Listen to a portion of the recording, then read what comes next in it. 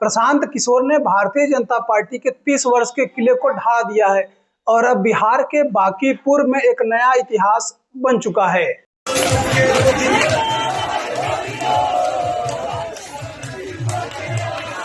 चुनावी रणनीतिकार से नेता बने प्रशांत किशोर की यह धमाकेदार जीत। आखिरकार प्रशांत किशोर को जीत कैसे मिली? क्या भारतीय जनता पार्टी की रणनीति फेल हुई या जनता ने बदलाव चाहा? क्या प्रशांत किशोर के जीत में आरजेडी और कांग्रेस की कोई भूमिका है? बिहार की बांकीपुर विधानसभा सीट जो भारतीय जनता पार्टी की एक परंपरागत सीट रही है और गढ़ मानी जाती रही है, प्रशांत किशोर ने भारतीय जनता पार्टी के उस 30 वर्ष के किले को ढा दिया है। बांकीपुर उपचुनाव में प्रशांत किशोर को लगभग 63,203 वोट मिले, जबकि भारतीय जनता पार्टी के प्रत्याशी नीरज कुमार को 44,250 मत। और प्रशांत किशोर ने बिहार के बांकीपुर में भारतीय जनता पार्टी के प्रत्याशी नीरज कुमार को 18,953 वोटों से हराया। एक समय रणनीतिकार रहे प्रशांत किशोर 2014 में पीएम मोदी के लिए कैंपेन किया था, लेकिन 2022 में वो बिहार लौटते हैं और जन सुराज यात्रा शुरू करते हैं। उसके बाद प्रशांत किशोर ने 2024 में जन सुराज पार्टी की स्थापना की, लेकिन 2025 के बिहार विधानसभा चुनाव में प्रशांत किशोर की पार्टी को मात्र 3.44% ही वोट मिले थे।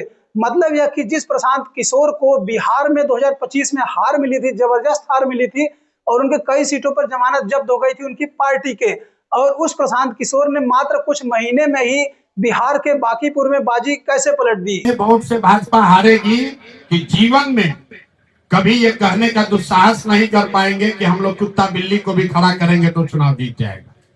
कितने वोट से हारेंगे? दरअसल बिहार की बांकीपुर विधानसभा सीट पर भारतीय जनता पार्टी के राष्ट्रीय अध्यक्ष नितिन नवीन विधायक चुने गए थे 2025 के विधानसभा चुनाव में, लेकिन नितिन नवीन के राज्यसभा सांसद चुने जाने के बाद बांकीपुर विधानसभा सीट खाली हो गई थी और यहाँ पर उपचुनाव कराया गया और 30 जुलाई को वोटिंग हुई थी, जिसके बाद प्रशांत किशोर ने बांकीपुर में झंडा गाड़ा है। जीत के बाद प्रशांत किशोर ने बांकीपुर की जनता को धन्यवाद कहा है और कहा है कि बिहार के लोग मजदूर बनने के लिए पैदा नहीं होते हैं।